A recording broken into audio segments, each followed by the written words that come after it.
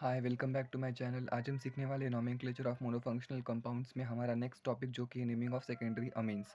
तो secondary amines के लिए जो हम सफिक्स यूज़ करते हैं वो होता है अमीन। जो उसका स्ट्रक्चर होता है वो होता है RNHR, मतलब कि एक नाइट्रोजन दो कार्बन से अटैच होता है, इस वजह से इन्हें हम बोलते हैं सेकेंडरी अमीन्स।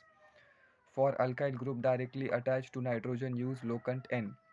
इसका मतलब क्या होता है कि अगर कोई अल्काइल ग्रुप डायरेक्टली नाइट्रोजन से अटैच्ड है तो उसके लिए जो हम लोकंट यूज़ करेंगे वो लोकंट क्या यूज़ करेंगे, एन लोकंट यूज़ करेंगे। चलिए इसको इसी एग्जांपल के माध्यम से हम समझ लेते हैं इस थर्ड पॉइंट को। तो यहाँ पे आप देख सकते हैं कि मेरे पास में एक कंपाउंड है जो कि सेकेंडरी अमीन है। तो यहाँ पे मेरे पास सबसे पहले पैरेंट कार्बन चेन कौन सी होगी जिसमें सबसे ज़्यादा कार्बन एटम्स प्रेजेंट होंगे। तो सबसे ज़्यादा कार्बन एटम्स किस में प्रेजेंट है, इस नाइट्रोजन को लगे हुए इस अल्काइल ग्रुप में या फिर इस अल्काइल ग्रुप में। तो ऑफकोर्स एन प्रोपाइल ये 30 में 3 कार्बन एटम्स होने की वजह से ये पैरेंट कार्बन चेन होगी, ना कि ये मिथाइल जिसमें एक ही कार्बन एटम प्रेजेंट है। ओके, तो यहाँ पे ये पैरेंट होगी। अब इसकी नंबरिंग हम कहाँ से करेंगे, जहाँ से फंक्शनल ग्रुप पास हो।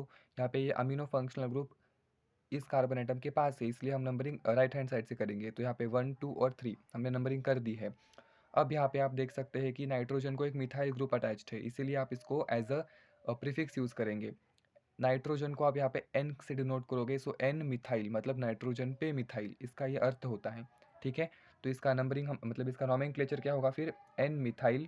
और पैरेंट कार्बन चेन में 3 कार्बन एटम्स होने की वजह से प्रोप, सब में सिंगल बॉन्ड होने की वजह से एन, और फर्स्ट कार्बन पे फंक्शनल ग्रुप होने की वजह से 1 अमीन। तो इस कंपाउंड का नाम होगा एन मिथाइल प्रोपेन 1 अमीन। सिमिलरली सेकेंड एग्जाम्पल में भी आप देख सकते हैं कि यहाँ पे पैरेंट कार्बन चेन वो होगी जिसमें सबसे ज़्यादा कार्बन एटम्स है। तो यहाँ पे आप देख सकते हैं कि यहाँ पे सबसे ज़्यादा कार्बन एटम्स इस रिंग चेन में है। तो यहाँ पे हम यहाँ से नंबरिंग करेंगे, जहाँ से फंक्शनल ग्रुप पास है तो हमने नंबरिंग की यहाँ से 1 2 3 4। 3 पे क्लोरीन होने की वजह से 3 क्लोरो, एन पे इथाइल होने की वजह से एन इथाइल, और पैरेंट कार्बन चेन में 4 कार्बन एटम्स होने की वजह से ब्यूट, सब में सिंगल बॉन्ड प्रेजेंट होने की वजह से एन, और 1 पे अमीन फंक्शनल ग्रुप होने की वजह से 1 अमीन। इस कंपाउंड का नाम होगा 3 क्लोरो एन इथाइल ब्यूटेन 1 अमीन।